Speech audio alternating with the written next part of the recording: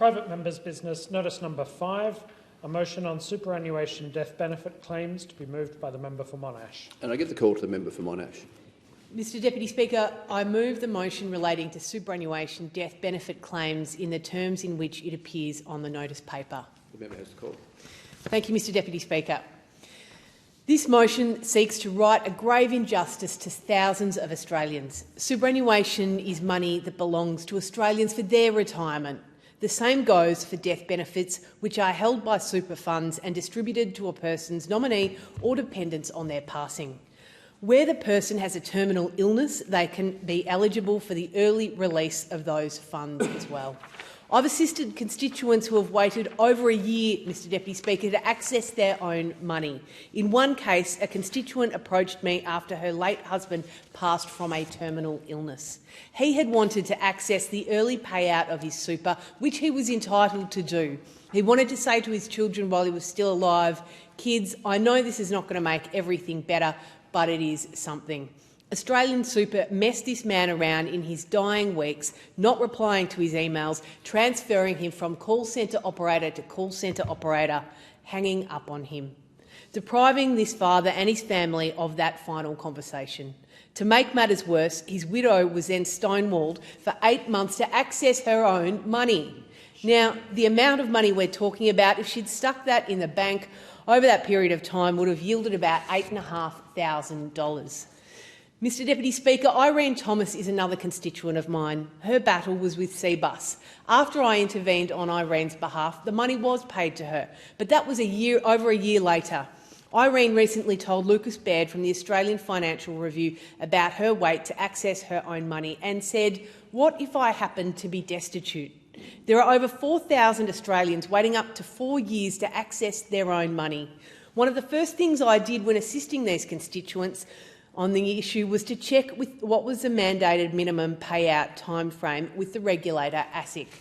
Surely there must be a timeframe in which people can access their own money.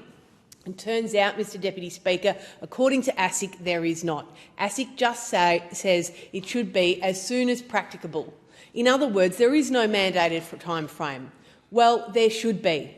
In January 2025, the federal government announced plans to introduce mandatory service standards for superannuation funds, especially over its poor handling of death benefits. Deputy Speaker, 18 months of soon is too long for many Australians who are still waiting. These are not isolated cases. There are thousands of Australians who have been waiting years to access their own money because Big Super has made an art form out of frustrating every effort at every turn, transferring calls, not answering emails and challenging every document. In many cases, we are talking about older women who, while navigating the grief of losing their spouse, have to jump through every obstacle imaginable just to access their own money. There was a light-handed industry-led code of conduct implemented a couple of years ago, around the time when complaints to the Ombudsman tripled. Well, clearly it's not working.